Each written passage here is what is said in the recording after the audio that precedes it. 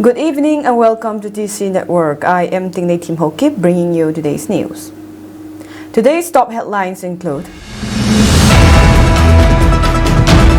Kuki bodies issue advisory notice of possible attack by the Arambay Tengol and VBIGs against Kuki villages on 28 September 2024. Kuki human rights body condemns bombing of Kuki villages in Jiribam. NESO demands prosecution of the 21 para SF personnel involved in the Oting massacre. Israeli strikes kill 492 people as Lebanon sees deadliest day of conflict since 2006.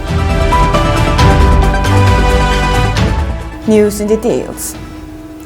As per Kim public notice dated the 24th of September 2024, the Secretary to Chief Minister of Manipur has sent a letter to the Director General of Police DGP and Security Advisor, Government of Manipur on the 16th September 2024, saying that 900 Kuki militants who are in possession of drones and missiles has crossed the Indo-Myanmar border to wage war against the Meiteis in Manipur and had decided to attack the Meiteis on the coming 28th of September 2024. Also, Manipur Security Advisor Kuldeep Singh met with the media on September 20, 2024 and told them of these false narratives to be true. He told the media that the rumor 900 Kuki militants crossing the border to attack the Meiteis on the 28th of September is true and that security alert has been announced in every nook and corner of Manipur. The Kuki Inpi made a deep and detailed investigation into the matter and found no such things ongoing within the Kuki community and that this rumor had been spread to tarnish the name of the Kuki community. It has been highly suspected that the Manipur Chief Minister N. Biren Singh and his cahoots are masterminding this rumor so as to sift the public and media attention from their leaked viral audio clips. It is also suspected that this rumor is spread beforehand so that when N. Biren Singh ordered the Arambay Tengol and Meitei militants along with state forces to attack the Kukis, they can escape from being pointed. They will blame the best lesson and found the rumor of 900 Kuki militants as attacking the Meiteis. Hence, the INP hereby made a few public announcements to be followed until the 28th of September 2024. First, no individual or organization shall organize any big functions or celebrations until September 28, 2024 and to be vigilant. Second, no movement between villages or traveling should be done on September 27 and 28, 2024 and to stay on guard at our own villages. Third, on September 28, 2024, a total shutdown will be called on every Kuki zone inhabited areas as a precautionary measures and its district Kuki Inpi and KSO shall took up the execution of this order. Fourth, it is highly suspected that the Meitei radical groups will attack the Kuki inhabited areas on September 28, 2024 and hence all the Kuki Zo village volunteers are informed to be on high alert in all buffer zone areas and in case of any sign of attack, they are given power to retaliate and never back off from the battlefield. Fifth, on September 28, 2024, in accordance with the total shutdown, we will invite all local, national and international media and hold a press conference and give them a detailed report regarding the genocidal pogrom executed upon the Kuki Zo people by the Manipur government. The Manipur government has accumulated highly advanced MMG Mk2A1 weapons earlier this month. Recently, Kuldeep Singh, the State Security Advisor, met hints about an impending attack on 28 September 2024. The Arambay Tengol leader Karongan Bakuman expressed his excitement for 28 September 2024 in a social media post. These are indicators that an attack plan is being intended towards the Kuki Zo.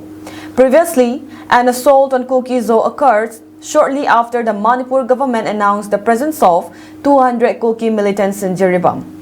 The 900 armed men from Myanmar who are supposedly moving must be a ruse for attacking the Kuki Zo. The Indigenous Tribal Leaders Forum (ITLF) today convened an emergency meeting in light of these situations. The meeting resolved the following to defend ourselves against the possibility of an upcoming Meitei attack. First, no traveling outside Kuki Zoo area during 26 to 29 September 2024. Second, closure of borders during 26 to 29 September 2024. 3. Closure of schools, institutions and offices from 27 to 29 September 2024. Fourth, total shutdown on 28 September 2024, excluding emergency services like medical, fire, water and media. Fifth, all village volunteers and citizens to be on high alert. 6. Medical terms and ambulances, private and government, to be on standby during 26 to 29 September 2024. The ITLF therefore requested everyone to follow and comply with the aforementioned advice. Additionally, the forum asked that all district security personnel, be it state or central, remain extremely vigilant in order to thwart any outside attacks.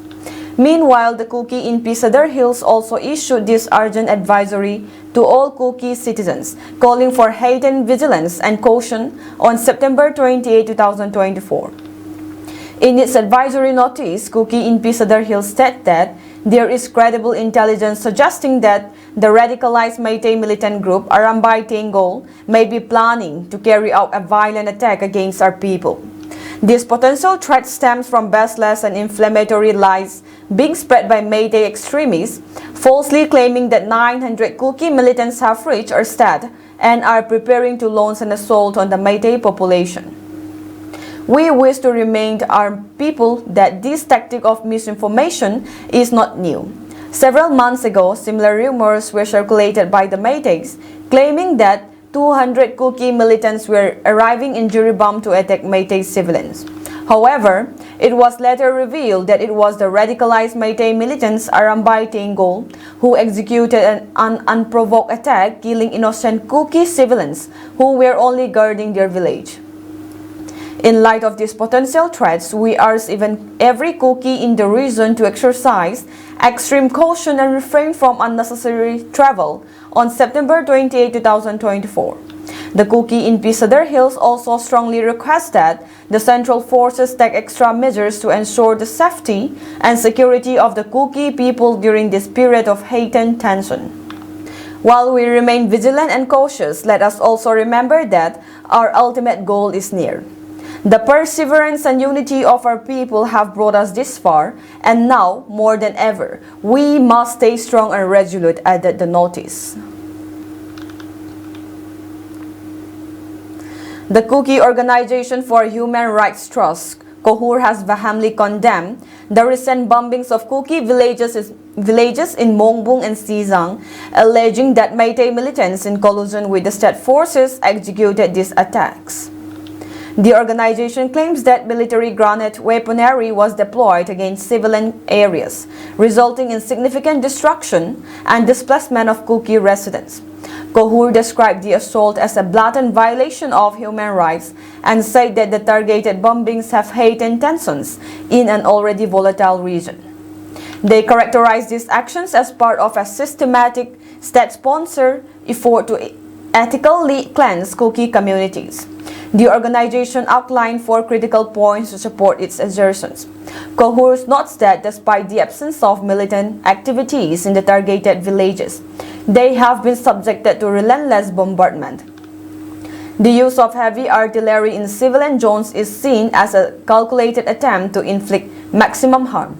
Allegations of state security forces collaborating with Meitei militants are central to KOHUR's claims. The untouched status of Meitei villages amid the devastation of Kuki areas suggests a state-backed agenda, the organization argues. KOHUR asserts that the attacks violate international human rights conventions, highlighting the lack of accountability from the Manipur government as evidence of complicity. The bombings are described as part of a broader strategy of ethnic violence, including arson and targeted killings aimed at erasing Kuki presence in the state. KOHUR has called upon the government of India the United Nations, and international human rights organizations to conduct an independent investigation into the bombings and the involvement of state forces. They demand immediate protective measures for Kuki communities and accountability for those responsible for what they term state-sponsored genocide. The Kuki people will not stand silent in the face of genocide, said H. Benjamin Mate, chairman of CAHUR. He urged the international community to intervene and hold the ethnic cleansing campaign against the Kuki population.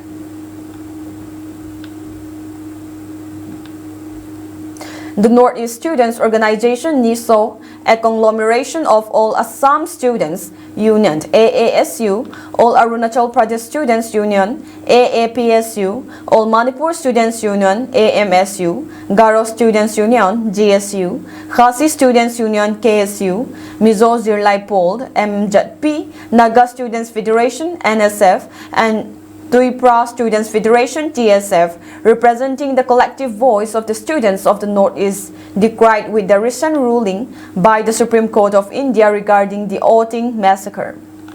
NESO, in a press statement issued on Monday, said that the tragic incident, which occurred on December 4, 2021, in Mon district of Nagaland, saw the brutal killing of 4 innocent civilians by personnel of the 21 Para SF, a unit of the Indian Army. Despite overwhelming evidence unearthed by the Special Investigation Team, the Supreme Court on September 17, 2024 reportedly closed criminal proceedings against the accused military personnel. This decision is an outright denial of justice to the victims and their families who have been waiting for accountability, NESO states. The press statement said the SIT formed by the government of Nagaland conducted a thorough investigation, shows overwhelming evidence that implicated 30 personnel of the 21 Para SF, including senior officers, in the Outing killings. The charge sheet was submitted to the district and session courts of Mont, yet the union government has refused to sanction their prosecution. This lack of accountability undermines the legal process and mocks the rule of law, particularly in the sensitive region of the Northeast, where historical injustice have left deep scars, it states. The Supreme Court's ruling only compounds the sense of alienation felt by the people of the Northeast, especially as the court itself acknowledged that the case could proceed if the union government grants prosecution sanction. This bureaucratic impasse sends a dangerous signal that the lives of civilians, especially those from the marginalized and often overlooked Northeast, are dispensable under the draconian cover of the Armed Forces Special Powers Act of SPA, NESO stated. NESO, in the press statement, demands that the union government immediately sanction the prosecution of the 21 Para SF personnel involved in the Outing massacre and deliver justice of the victims and their families. It also reiterates their long-standing demand for the complete repeal of APSPA in the Northeast, a law that has no place in a democracy. Failure to do so will only deepen the cycle of mistrust and violence in the region, NESO warned.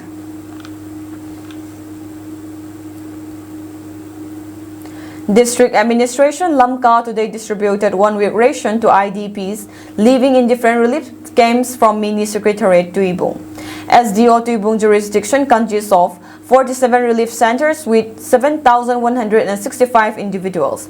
The distributed relief materials include 414.72 bags of rice, 81.40 bags of dal, 81.90 bags of Nutrela, 20.15 bags of onion, 50.10 tins of cooking oil, 7,226 numbers of eggs.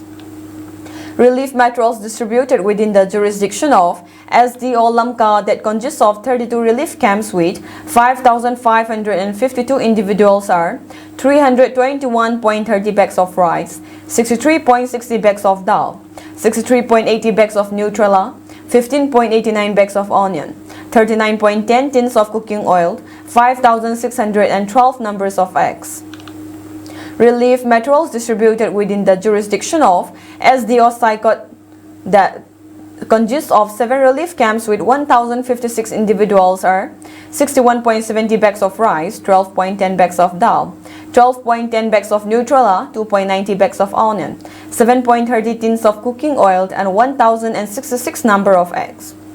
Relief materials distributed within the jurisdiction of SDO Singnat that consists of 4 relief camps with 901 individuals are 52.40 bags of rice, 10.30 bags of dal, 10.30 bags of Nutrela, 2.60 bags of onion, 6.20 tins of cooking oil, 911 numbers of eggs.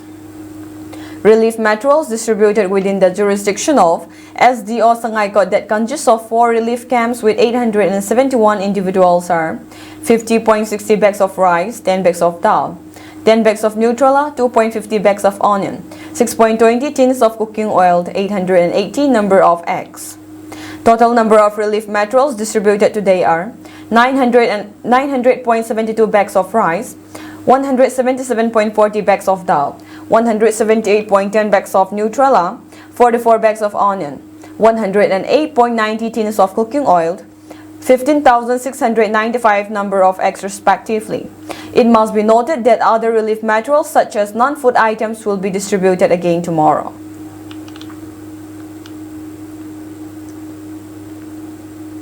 In a significant move towards peace, 4 organizations from Myanmar's Chin state have come together to discuss unification and have reached 5 key agreements. The meeting was facilitated by the Jaw Reunification Organization (JORO) and recognized by the Mizoram state government. The 4 organizations of Myanmar's Chin state held a meeting at the office of Lalmon Puya Punte, the Jaw Reunification Organization (JORO) Vice Chairman and advisor to Mizoram Chief Minister Political, in order to discuss the unification of the groups. They reached 5 agreements. The 4 organizations are Chin National Front (CNF), Interim Chin National Consultative Council (ICNCC), the Chin Brotherhood, and Chin Land Council. JORO had played a significant role in uniting the groups in Myanmar's Chin state, who had previously engaged in armed conflicts and lives were lost on all sides. Explaining JORO's peacekeeping role, General Secretary L. Ramdinliana Renlay stressed the need for Chin, Kuki, Mizo ethnic tribes across the globe to unite among them. Welcoming representatives from the 4 Chin groups, Punte said, "It is the wish of the Mizoram and the center governments that the various Chin groups live in peaceful coexistence, and this meeting is recognized by the state government, who through JORO plays the role of a peacekeeper." Punte also informed the 4 groups that if the groups maintain a peaceful coexistence, the Indian government also wants to lend its support. The 5 agreements met for the unity of the 4 groups are: first, Chin, Kuki, Mizo has common ancestry with same language with a few differences in the dialect. We share the same culture and practices and share hopes for the future. Second, we regret that there were clashes among ourselves in the past. We want to state that those were misunderstandings stemming for our zeal for the cause of our country and affirm that no such conflict will occur in the future. Third, in the event disagreements in the future, we will not resort to violence and weapons. Fourth, we support JORO's initiative for peace and agreement among our 4 groups, and that further talks and negotiations must take place. Fifth, a reconciliation committee should be formed at the next meeting. The Staff Selection Commission (SSC) is conducting a physical efficiency test (PET) for general duty posts in Assam Rifles, BSF, CRPF, CISF, NIA, ITBP, and SSB. Candidates who pass the written test will undergo PET from September 23 to November 9, 2024. A total of 3,51,176 candidates comprising of 39,440 females and 3,11,736 males will participate in the PET across India. In Lamka, the PET will be held from September 24, with the first phase scheduled to end on September 27. The test will take place at Leisang Playground and Peace Ground Tuibong from 4 a.m. to 7:30 a.m.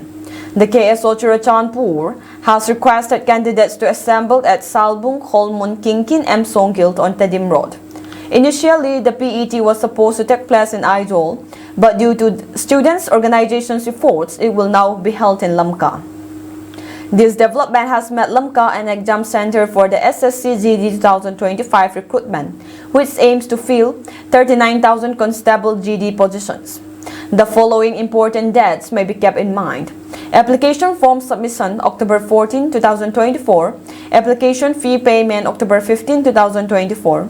Application form correction can be done till November 5 to 7, 2024, and written examination will be held between January to February 2025. Recruitment details are brief as follows. Forces: Central Armed Police Force (CAPF), Secretariat Security Force (SSF), Assam Rifles (Riflemen), and Narcotics Control Bureau (SIPOID). CAPF components includes BSF, CRPF, CISF, NIA, ITBP, and SSB. The exam pattern includes the following subjects: General Intelligence and Reasoning, General Knowledge and General Awareness, Mathematics and English. Each subject carries 40 marks each.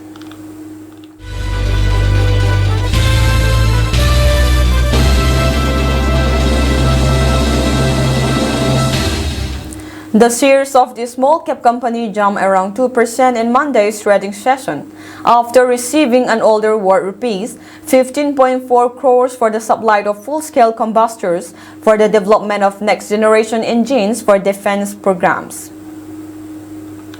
With a market capitalization of rupees 5,403 crores, the shares of MTAR Technologies Limited started Monday's trading session on a higher note at rupees 1,769.95, gaining around 2% compared to its previous close of rupees 1,739.90, and are currently trading at rupees 1,753 apiece.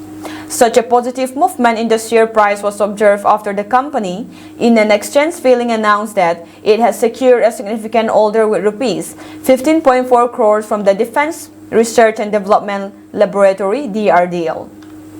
The company received the order for manufacturing and supply of full-scale and subscale combustors for the development of cutting-edge air-breathing engine technology for defense programs. The company shall execute the order by September 2025 as per the contract terms. Looking at the company's financial statements, the revenue decreased by around 10% from rupees 142.97 crores during the March quarter to rupees 128.26 crores in the June quarter.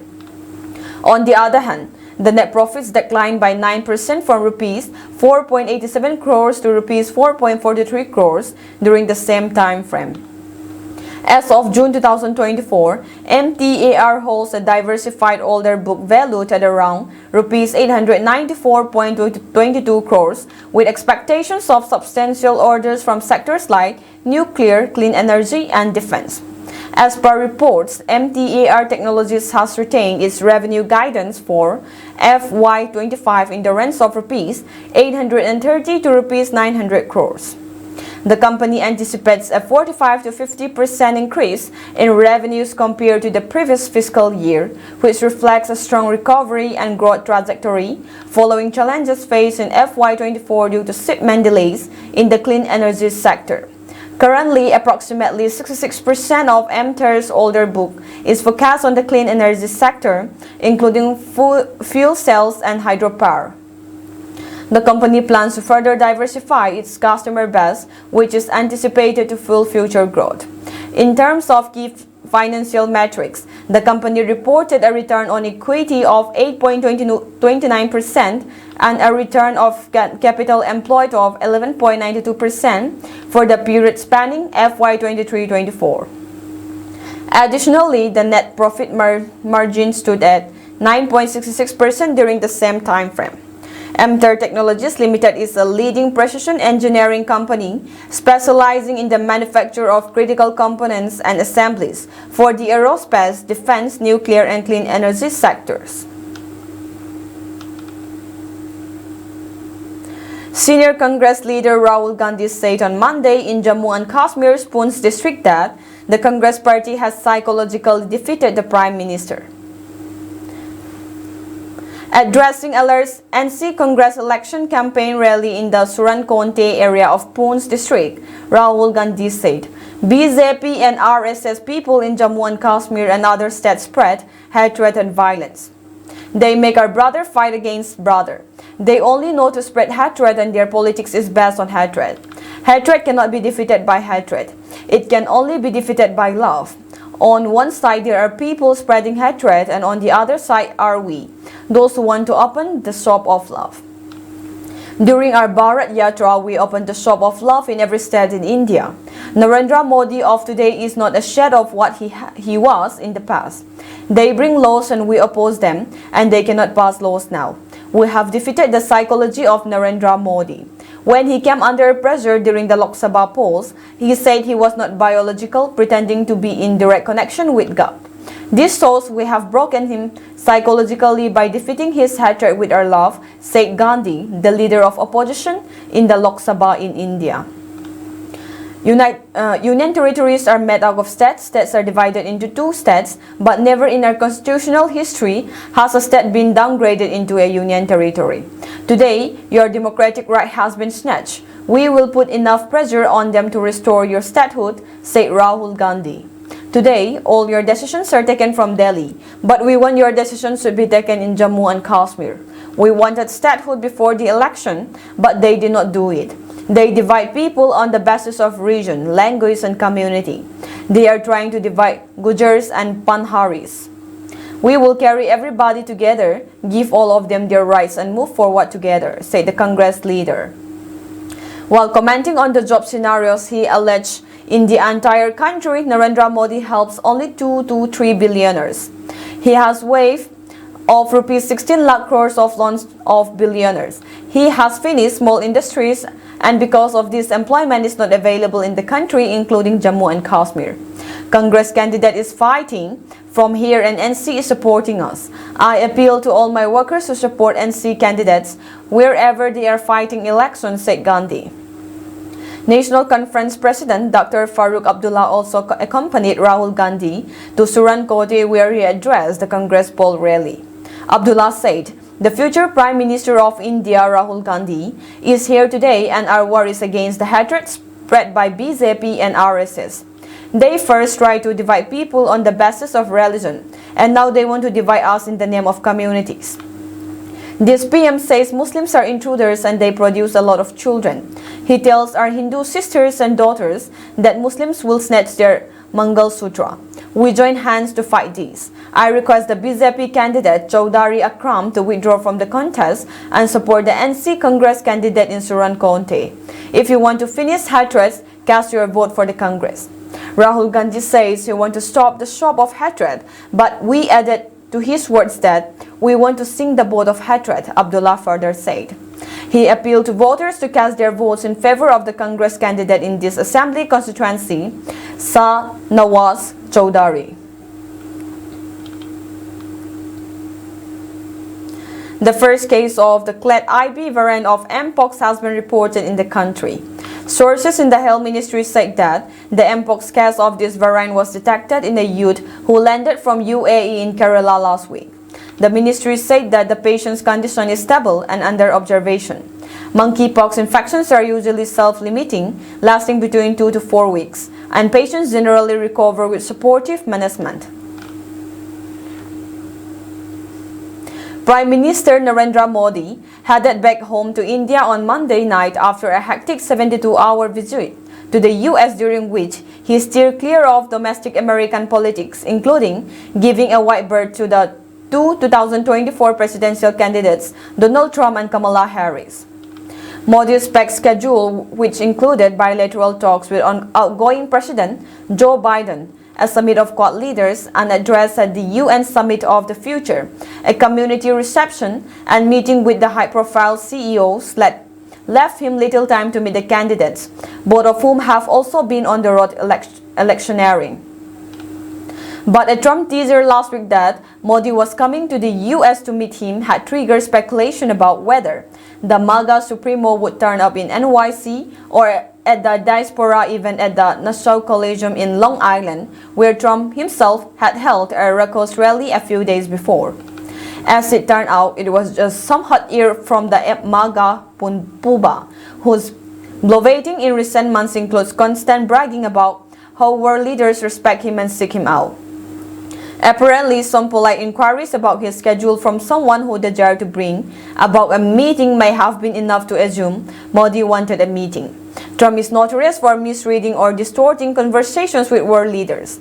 In a 2019 Oval Office meeting with the then Pakistan Prime Minister Imran Khan, he claimed Modi had asked him to be a mediator or arbitrator in Kashmir, a claim New Delhi had to refute publicly.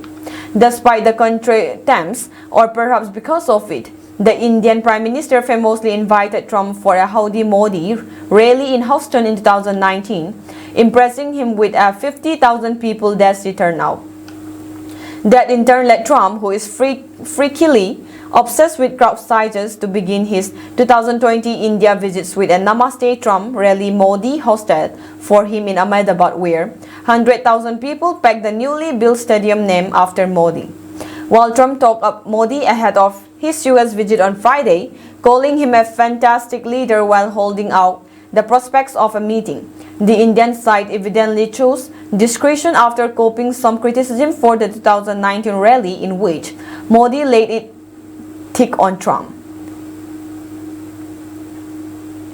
He echoed the slogan, "Ab ki bar Trump Sarkar," coined by Trump's Indian-American acolytes who see common virtues in them as strong, assertive leaders, leading some commentators to conclude he was backing Trump for a second consecutive term in 2020. As it turned out, Trump lost the election to Joe Biden and New Delhi had to reset engagement with the incoming Democratic dispensation that included a vice president of part Indian origin whose secrets are suspect in the eyes of the Indian right wing. In light of that experience, it appears the Prime Minister's brains trust chose to skirt around meeting either presidential candidate with everyone's program busy enough to cite scheduling difficulties. Although Indian Americans have conventionally leaned towards Democrats, more recent surveys indicate that with increasing economic security and well-being, many are embracing the Republican Party. Trump in particular has a vocal Indian American following from a pro-Modi constituency that hero worships both. Trump was in fact speaking at a rally in Pennsylvania on Monday night as Modi planned for New Delhi. Harris, who has also to juggle her job as vice president while campaigning, was in Washington, D.C. before she heads out to Pennsylvania, the most crucial among battleground states.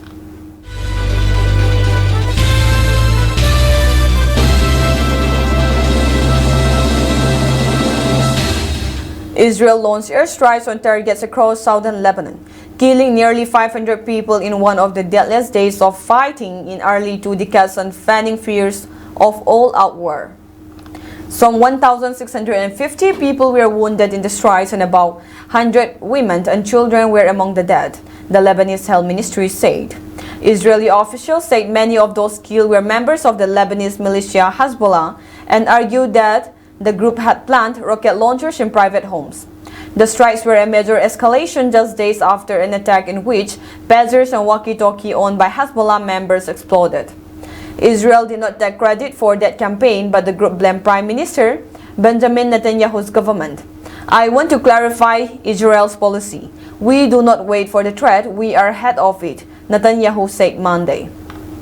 He predicted complicated days ahead. One Israeli military official said the country is focused on an aerial campaign to degrade Hezbollah's military capabilities, suggesting a major ground invasion was not imminent. But a senior U.S. official who spoke to reporters on condition of anonymity said it's important to take seriously Israel's preparations for an invasion and that the U.S. is focused on breaking the escalatory cycle. In any event, it was the deadliest day of strikes since the 2006 war between Israel and Hezbollah. The strikes occur as world leaders, including Netanyahu, were descending upon New York for the annual high-level meeting of the United Nations General Assembly, where Israel's war against Hamas in the Gaza Strip was said to be a focus. The U.S. is urging restraint, and Secretary of Defense Lloyd Austin has spoken to Israeli counterpart Yoav Gallant several times in recent days, stressing the need for a diplomatic solution. The two sides have been exchanging cross-border rocket fire almost daily since Israel's war with Hamas erupted last October, but the conflict has stepped up in the past week. The U.S. will send a small number of additional troops to the Middle East, Pentagon spokesman Pat Ryder said without elaborating.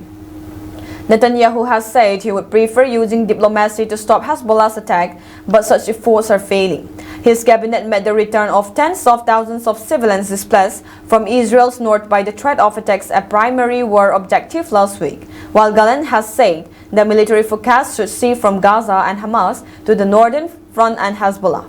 Both Hezbollah and Hamas are sponsored by Iran and considered terrorist organizations by the US. In a video message to the Lebanese people, Netanyahu added, "The IDF has warned you to get out of harm's way. I urge you, take this warning seriously." In northern Israel, hundreds of thousands of people rushed to bomb shelters after 250 projectiles were fired early on Monday. Hezbollah has access to a new type of rocket that can reach as far as 100 kilometers and carry 170 kilograms of explosive in its warhead, the organization said on its Telegram channel over the weekend.